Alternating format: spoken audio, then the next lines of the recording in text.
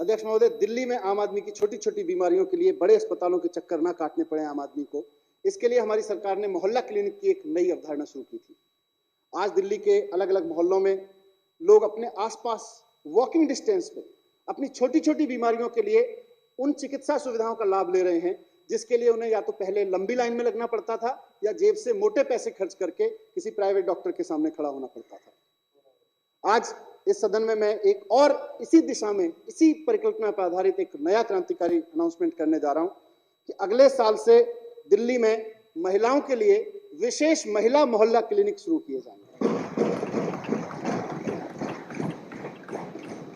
हम सब जानते हैं कि हमारी माताएं और बहनें खुल के अपने हेल्थ इश्यूज के बारे में हमसे बात नहीं कर पाती। कोई महिला अगर मिडिल क्लास से है, अपर मिडिल क्लास से है, तो अपने आसपास कोई विमेन स्पेशलिस्ट ढूंढ लेती है, लेकिन middle class, lower middle income परिवारों में कोई महिला कभी भी स्त्री रोग विशेषज्ञ तक नहीं पहुंच पाती है। और इसका नतीजा होता है कि हमारी बहुत सारी महिलाएं, एक बड़ी आबादी हमारी, कुछ बीमारियों को नियति मानते हुए उसके साथ जीती रहती है। दिल्ली सरकार अब ये जिम्मेदारी निभाएगी कि दिल्ली की हर महिला के आसपास, उसकी वॉकिंग डिस्टेंस पे, उसके बहुत नजदीक, उसके पास विमेन रोग स्पेशलिस्ट हो, महिला रोग विशेषज्ञ की सेवाएं उसको उपलब्ध हों और संबंधित बीमारियों के टेस्ट और उसकी दवाइयां भी वहां पे निःशुल्क उपलब्ध हों। पहले चरण में दिल्ली के अलग अलग हिस्सों में 100 महिला मोहल्ला क्लिनिक शुरू किए जाएंगे और इनको क्रम से बढ़ाकर हर वार्ड में कम से कम एक क्लिनिक तक हम लेके जाएंगे। अपनी आधी आबादी को सम्मान पूर्वक स्वस्थ रखने की दिशा में 75 साल की आजादी के इतिहास में अब तक का सबसे महत्वपूर्ण कदम मैं समझता हूं ये होगा। और इस कदम को उठाने के लिए 75वीं सालगिरह से बढ़िया और मौका क्या हो सकता है। अध्यक्ष महोदय, स्वास्थ्य क्षेत्र में एक महत्वपूर्ण शुरुआत दिल्ली सरकार की ओर से 75वें वर्ष में की जा रही है।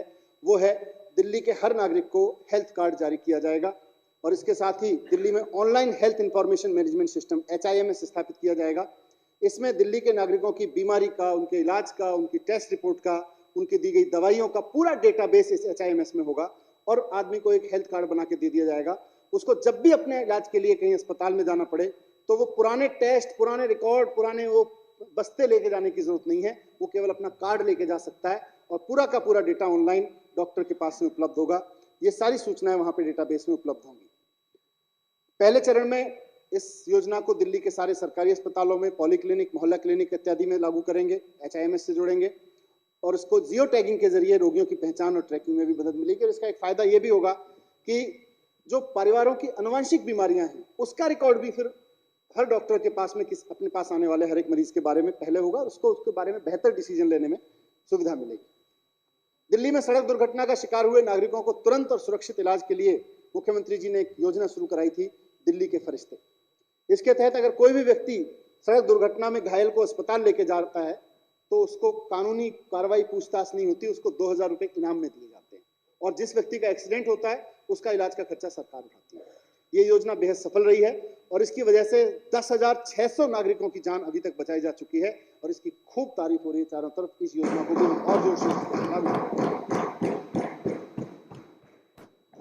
इसी तरह सरकारी अस्पतालों में इलाज कराने के लिए आने वाले वो नागरिक जिनका कोई बड़ा टेस्ट होना है, जैसे कि MRI होना है, CT स्कैन होना है, और सरकारी सुविधाओं में अगर लंबी लाइन है तो ये महंगे टेस्ट प्राइवेट अस्पतालों में मुफ्त कराए जा सकते हैं, प्राइवेट हॉस्पिटल या प्राइवेट क्लिनिकल सेंटर्स से मुफ्त कराए जा सकते हैं।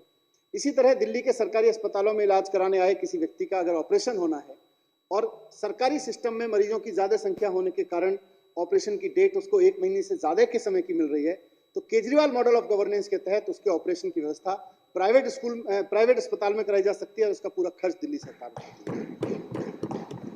इन दूरदर्शी योजनाओं की बदौलत आज एक तरफ सरकारी स्वास्थ्य सेवाओं के ऊपर भार कम हुआ है, वहीं आम जनता को जरूरी इलाज समय रहते मिल सका है।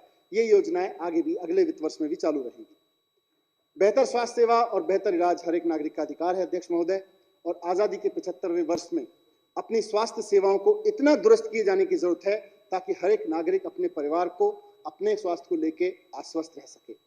महोदय, मैं इस वर्ष 2020-21 के लिए स्वास्थ्य क्षेत्र में 9,934 करोड़ रुपए के बजट का प्रावधान करता हूं, जो कुल बजट का 14% है।